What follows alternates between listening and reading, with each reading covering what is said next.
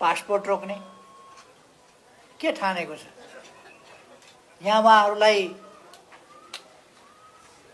यो हाहुको सरकारलाई देश जिम्मा लगाइदिएर हामी विदेश भाग्छौँ के सोच्छ?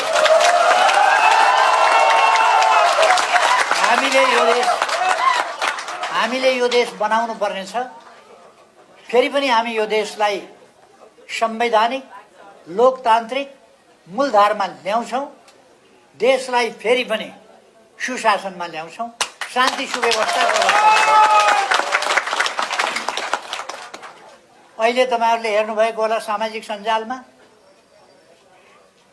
केपी ओलीको घर नयाँ घर भनेर लोकेट गरेर यहाँबाट यति मिनेटमा पैदल पुगिन्छ, यति मिनेटमा गाडीमा पुगिन्छ, सबै हमला गर्न जाउँ।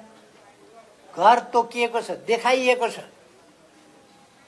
सरकार के हेरेर बसेको छ, के गर्दैछ? अनि सरकारले त्यति बेला सुविधाहरू फिर्ता गर्छु, गाडी फिर्ता गर्छु, पासपोर्ट रोक्छु, यिनीहरूमाथि मुद्दा चलाउँछु धाक लगाएर बसेको छ। सरकारका केही कर्तव्य हुन्छन् कि हुँदैनन् म सोध्न चाहन्छु। सरकारमा हुनेहरूले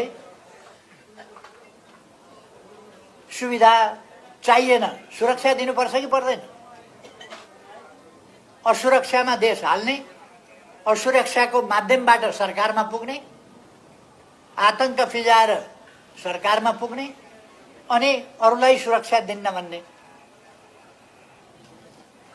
यो कुन तरिका हो? खैर, म भन्न चाहन्छु मौसम पनि सधैँ एकनासका रहँदैन।